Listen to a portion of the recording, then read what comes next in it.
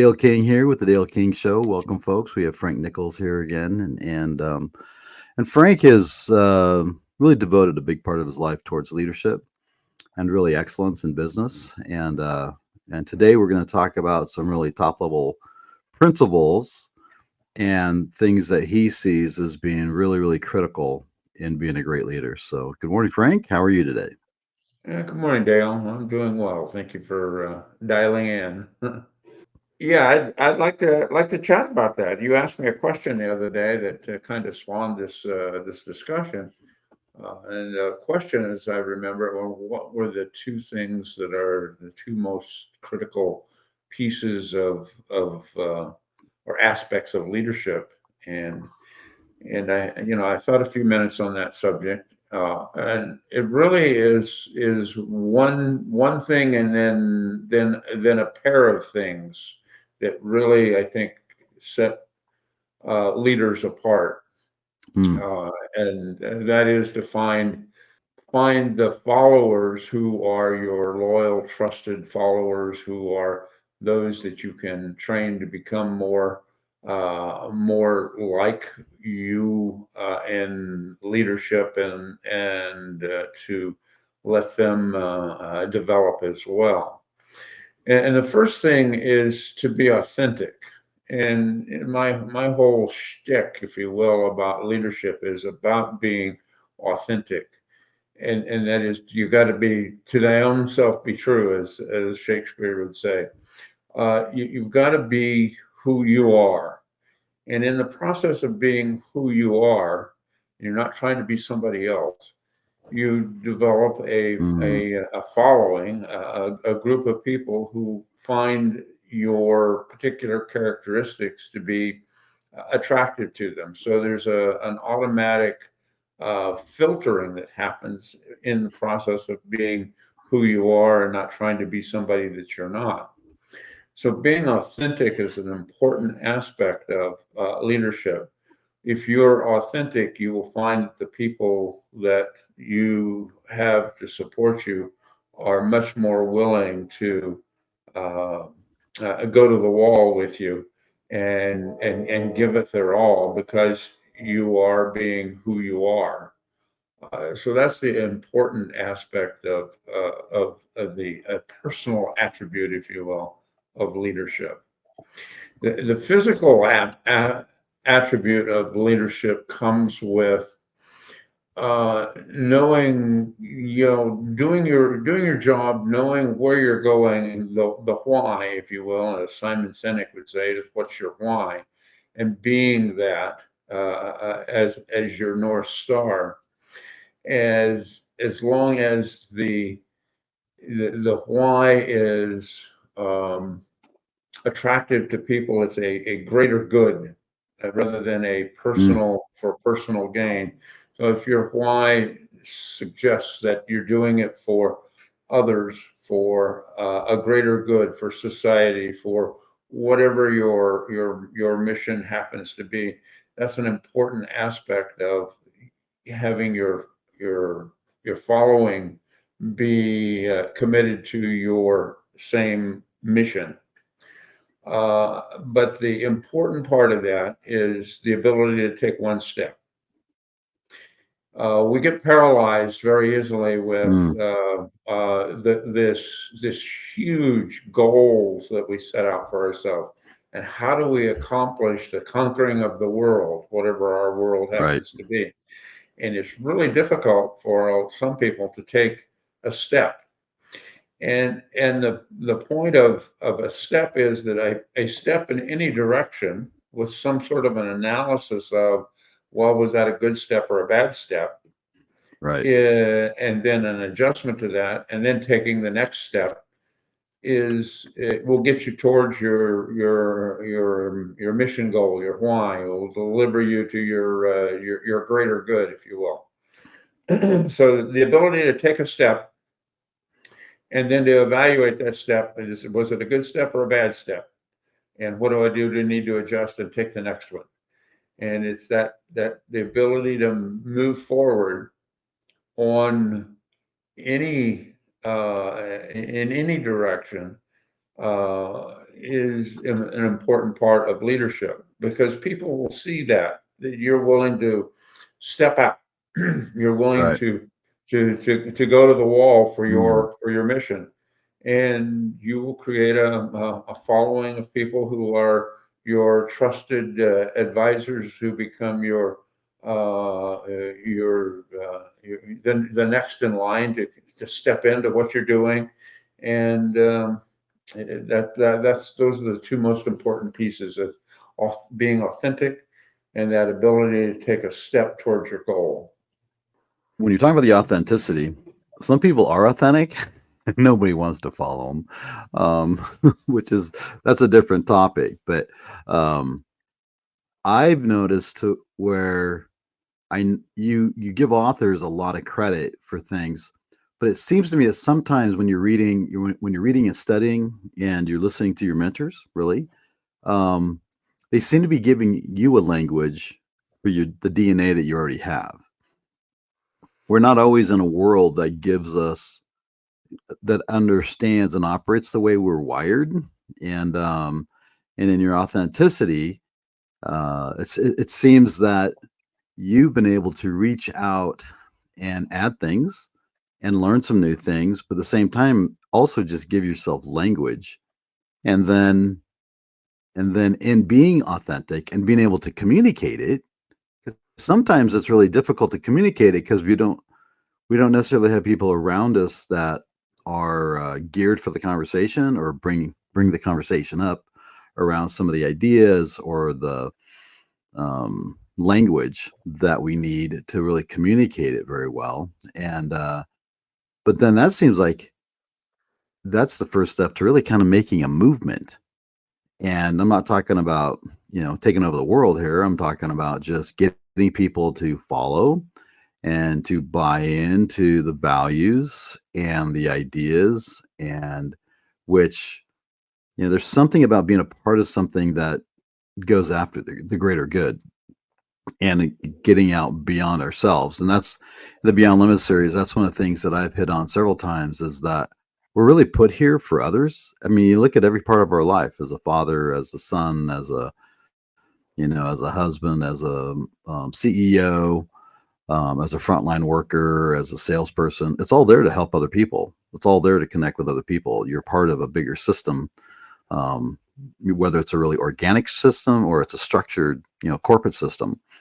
And so maybe you could elaborate on some of that. And but I think it's I find it interesting that it's like sometimes it's hard to find the conversation with people to be able to clearly articulate kind of who we are, what's important to us, and then where we want to go. And so it sounds like communication is a big part of this too. Yeah, and communication only happens with when you have the language. And I think you're absolutely right. Is that you have an internal set of values and feelings and desires that you want to express to the people around you. And not everybody can grasp what you're trying to say. And go conquer that mountain, saying it from just Frank saying it, isn't necessarily inspiring. And so I think what Mm, happens is you look at your mountain that you want to conquer, and as a leader, one of your responsibilities is to study other people. And in the process of studying other people and having these mentors who help you to understand what that mountain looks like or how I'm going to attack that mountain, gives you a language and a credibility with those other people who are watching you, because they're always mm, watching. Our followers and non-followers are always watching you. They're right. watching you for your successes, and they're watching you for your failures so that they can criticize you. So they're always watching. And being able to go Mm, to these mentors, the Simon Sinek's, the Theodore right. Roosevelt's, Abraham Lincoln's, and come up with the language that they use to express Right. ideas that are, if you will, universally accepted today help people, other people, to understand what the message, the inherent message that you're trying to get across. Right. The other half of that is that I studied people that were of interest to me, that followed my values and my ideas, and the processes that I would want to try to explain. Right. So it gives me that language and that credibility, and it's all kind of wrapped up together. It's hard to describe something that as original content. And so it's good to be able to rely on those outside sources that are commonly, or maybe not even commonly known, but have that some sort of credibility that because of who they are. It's great to be able to say my supreme mentor is Theodore Roosevelt, and I follow his. The man in the arena is his famous Right. shtick, if you will, and that's important to me. Well, that says a lot. If somebody goes to read that, that says a lot about who you are, Right. and that helps you in your language, your Mhm. communication. Language and Right. communication go hand in hand. Well, and as people are watching too, that's where, because sometimes people watch and they go a different direction because they did watch. And Yeah, and then but there's that connection there. And you talk about empathy and you talk about, really well, going back to the bears. And you're coming up to do a photo shoot on bear, and you see him or her. It sounds like a lot of times it's a her, but I don't know. I don't I don't know that I can tell the difference. Um, but when they tell you where the boundary is, you listen to that. You pay attention to that. You stop. that whole subject of communication is really communication is one thing about speaking from who I am, but that 80%, 20% rule of it's only 20% of who I am. The real communication is listening to those around you and being Right. able to have that empathetic discussion around whatever the issue is for them, because your issues are not necessarily their issues. Right. And talking about the Bears have that silent communication that's really done through body language. As you approach Right. a bear, you can determine when you're too close by watching their actions and reactions to what you do. It's interesting with with bears. I think they get a rap for being um, impulsive and reacting to people.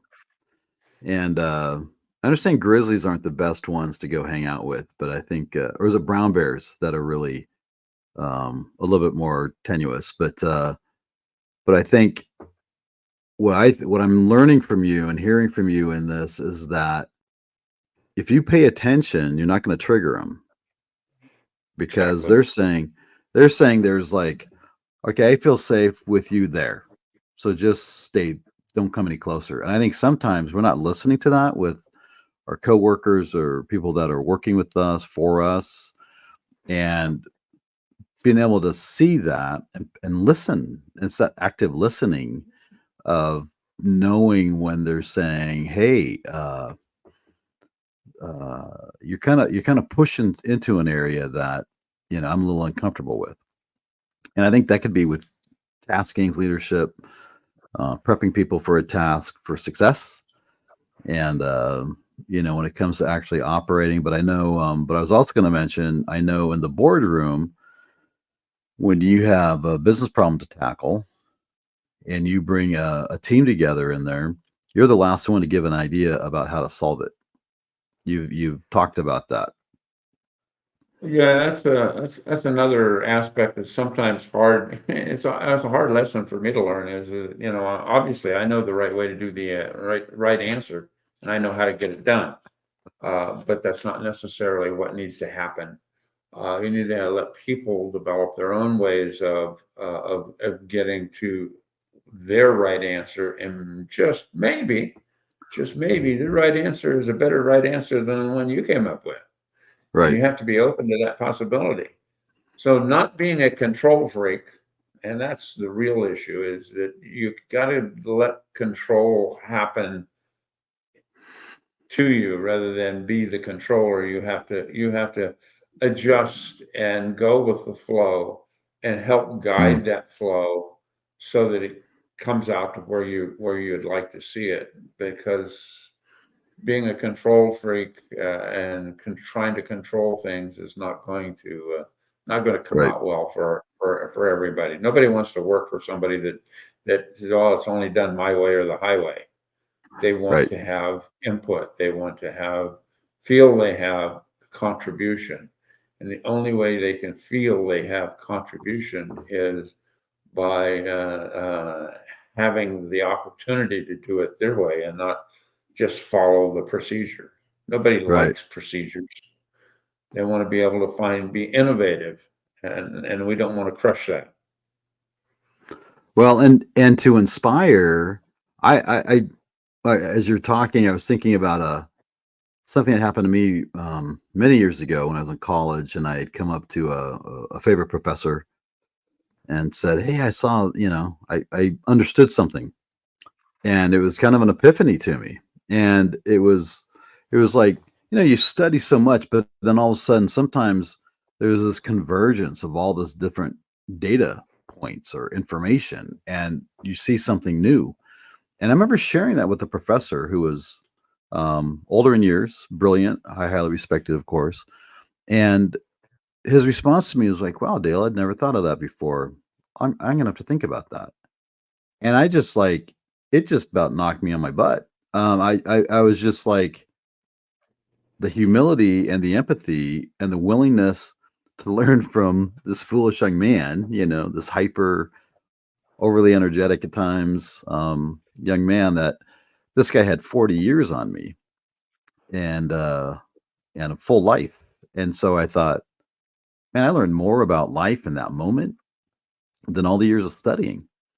And but there's that inspiration, right? That just pulled me forward to where it's like I have value.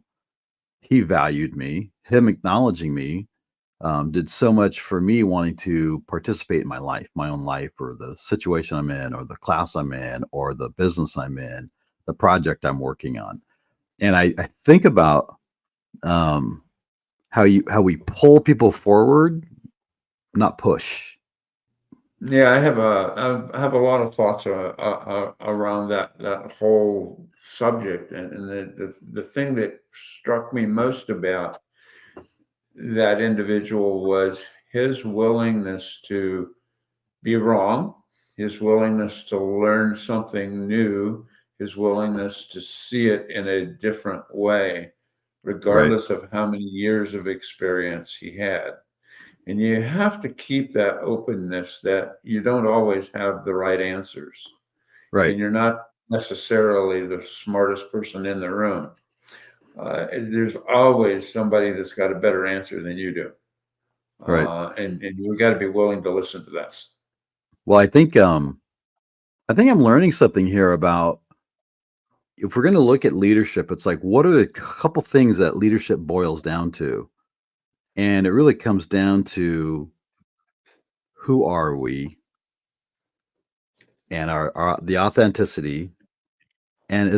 is it an authenticity that others are going to be attracted to? Does it build them or does it repel them? And if you have the values or those that empathy for people and people want to believe in your vision, and then it's the communicating and finding those people that will get it. I think about having conversations this last year about how to motivate people or towards something. And I thought, you don't motivate one, you motivate a group. And You give, in that though, what you're identifying is like, but you got to find the one in the group that gets it. And I think about how there's always a group there's always like the official person leading a group, a team, a project, a mission, some kind of activity. But then there's the influencer, and that influencer brings others along, and the power of the influencer. And I think that's what you're identifying. Is that right? I said, yeah, I haven't really considered that as a language to just talk about, but that's really what a leadership is. Your leadership role is to influence people and help guide them, be their mentor, and that's what mentorship is Mm, is influencing others to move towards a goal in a certain way.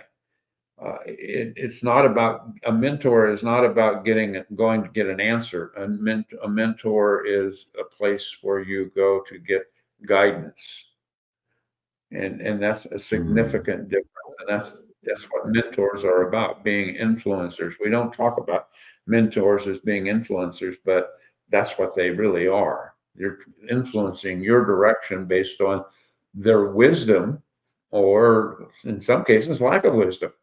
right. Uh, you may have you may find that your mentor doesn't fit exactly the situation or understand it in the same way, but you here's that back to that one step again. Does taking that step take me closer to my goal, or does that step take me further away? And it's up to you to evaluate each of those Right. steps and be willing to go take the right step. Mm. I remember a work situation years ago where I was evaluating, I was getting input on a project and something to do on a project. And I asked a coworker who'd been in the business a year longer, sometime longer than I had. And I asked for his input. Very strong minded man. And I remember him being offended when I didn't do what he said I should do. And, and he was like, why'd you even ask me? But I took input from multiple places and I made my decision. And I know Exactly. even as a dad, it's like I remember I looked at myself in the mirror years ago and it's like I need to be the best counselor to my kids I can possibly be, which means I listen a lot, which is important to me because our generations are so different.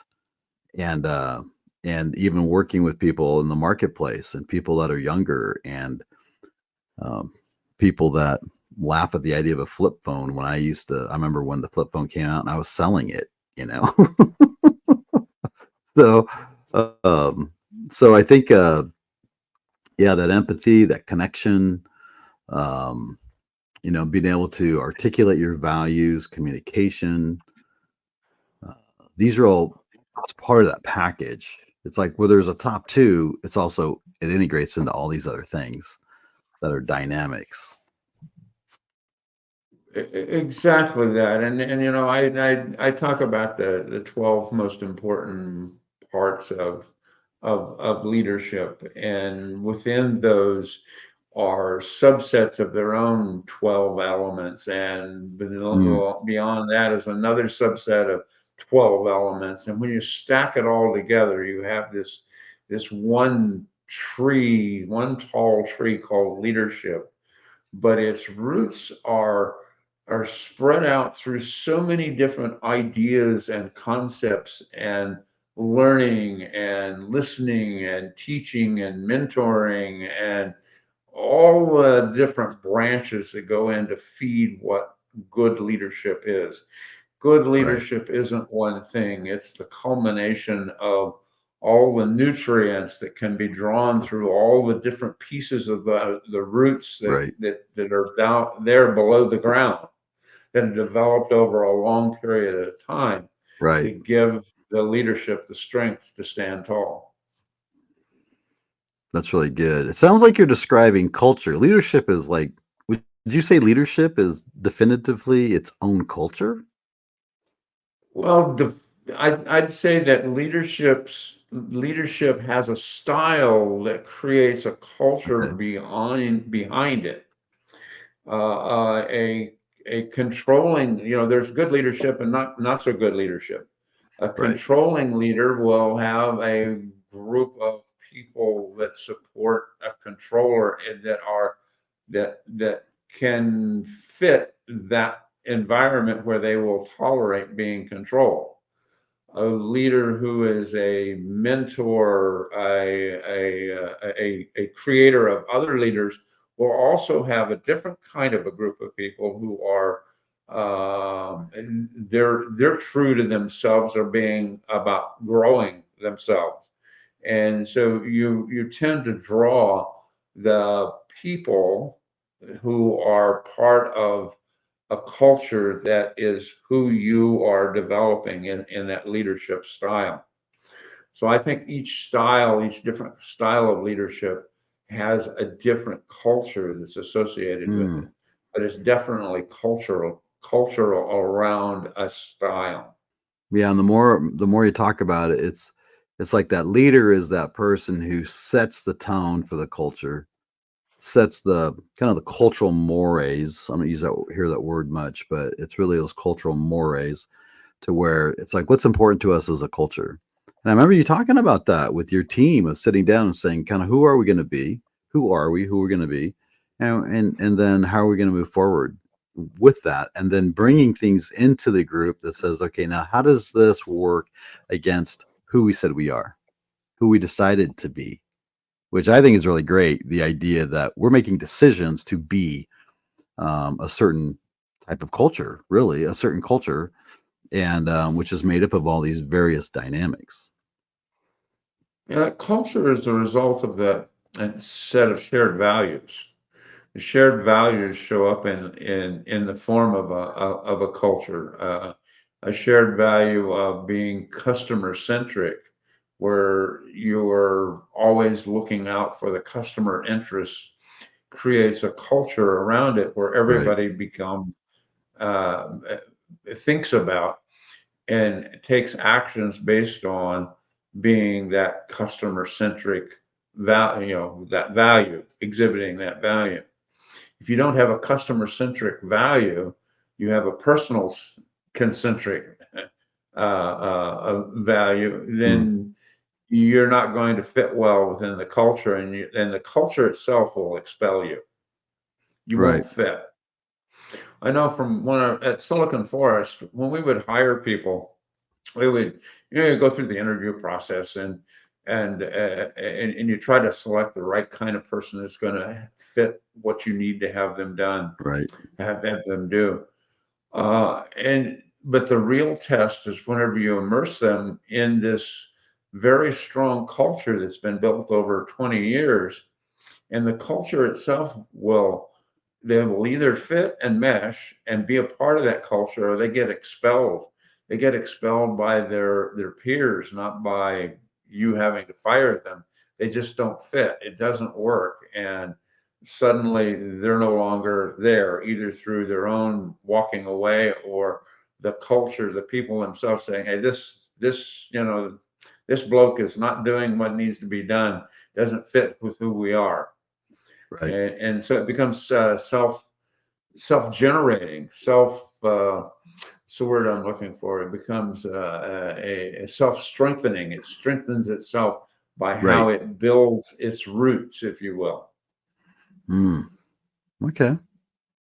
Well, Frank, this is always it's always such a pleasure to talk with you and to go over these leadership ideas with you and what you see as being important. Could you just wrap us up today and we'll call it a day? Yeah, we started out having this conversation about being authentic, and being authentic it sets the tone for you being the mentor to your team of people. And in that process of your authenticity, you end up exhibiting a particular culture that you're trying to solidify. And then Right. you start to draw people around you that are interested in your authenticity, interested in your values, interested in similar approaches, and the culture that happens from uh, you're often being authentic and consistently authentic. And I Mm. think I didn't talk about that word about being consistent, but that's an important part of authenticity. Gives you a very strong culture, a culture that continues to develop itself with even without you, in the sub tiers of your organization. Leadership as a culture and understanding the dynamics of it, the roots of it, the whole systems that you build around it, and how it's fairly organic. And so, Frank, well, this is more good ideas to be thinking about. And Frank, it's always a pleasure. Thanks for coming out and sharing your top two ideas around leadership. But it's so much more complex than just a couple of top priorities. But those top it sounds like those top priorities are fed by just a whole culture of other values that really builds a great leader, and the great leader that builds great culture, really. And a lot of that is in really listening and being authentic and leading people forward that way, and finding those people that you can invest in that are understanding your language. So well, Frank, again, what a pleasure. And folks, have a great day. Frank Nichols, the CEO that sleeps with the bears.